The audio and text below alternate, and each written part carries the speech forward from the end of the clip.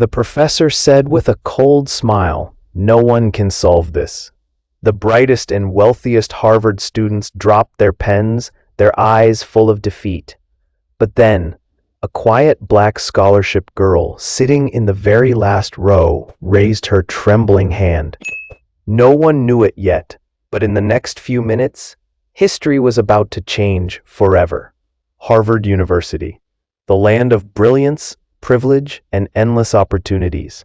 Students from the wealthiest families of America, the brightest minds from around the world, everyone dreamed of being here.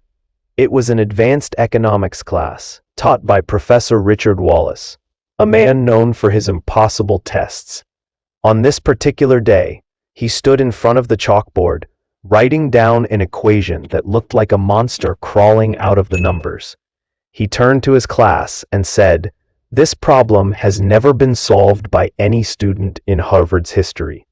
Whoever solves it today will earn not just my respect, but also a scholarship to study under me directly." The class went silent, then whispers, excitement, fear. The rich kids smirked, confident in their tutors, their private coaches, their expensive preparation. The scholarship students sat nervously, knowing this could be their one shot to rise above. Pens began scratching, pages flipping. But within minutes, frustration spread like wildfire. One by one, the smartest students put their pens down. Even Daniel Thompson, the son of a Wall Street billionaire, threw his paper aside. The professor crossed his arms. As expected, impossible.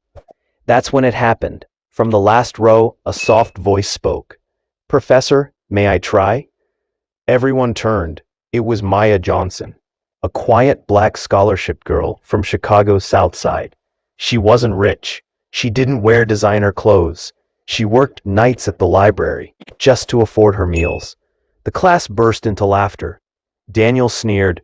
"Her? She couldn't even afford the textbook until..." The professor raised an eyebrow. "You may try, Miss Johnson, but I must warn you, failure will be public." Her hands trembled as she walked to the board. The room buzzed with whispers, smirks, and mocking chuckles. But as Maya picked up the chalk, her eyes burned with determination. At first, the students laughed louder. She paused. Everyone thought she was stuck already. Then, stroke by stroke, Maya began writing. Equations flowed from her hand like music, lines connecting, symbols dancing. Silence spread across the room. Daniel's smirk faded. Another student whispered, "Wait, that looks right." Professor Wallace leaned forward, his eyes widening. Every 30 seconds, Maya flipped the logic. A dead end? She found a new path. A trap? She broke through.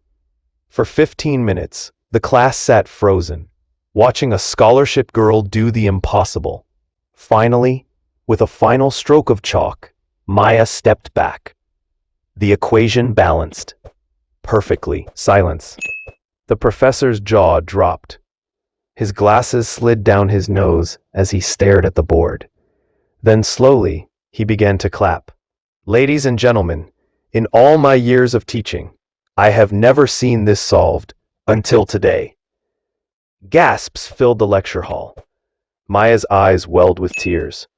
The same girl, mocked for being poor, had just done what Harvard's wealthiest prodigies could not. Daniel jumped up, furious. She cheated. Someone must have given her the answer. But Professor Wallace cut him off. "Enough, Mr. Thompson. You and the rest of this class gave up. She did not. This is genius, pure, unfiltered genius." The scholarship girl had just silenced the richest voices in Harvard. But the story didn't end there. That night, as Maya walked home under the cold Boston sky, her phone buzzed. It was an unknown number. "Ms. Johnson, this is the dean's office. We'd like you to come in tomorrow morning. There's something important we must discuss." Her heart pounded. She thought she was in trouble. But when she arrived, the dean smiled warmly. "Maya, the solution you wrote yesterday, do you know what you actually solved?" Maya shook her head nervously. That equation wasn't just for class.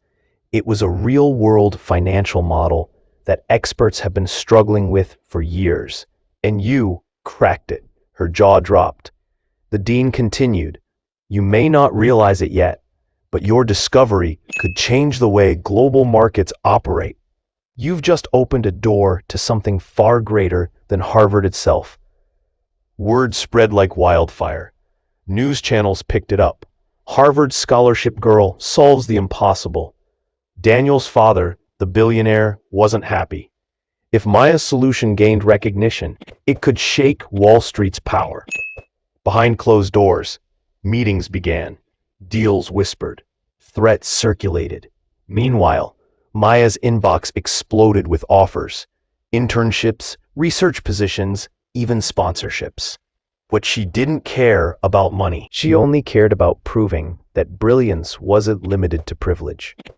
Every 30 seconds of her life now felt like walking a tightrope between fame and danger, recognition and betrayal.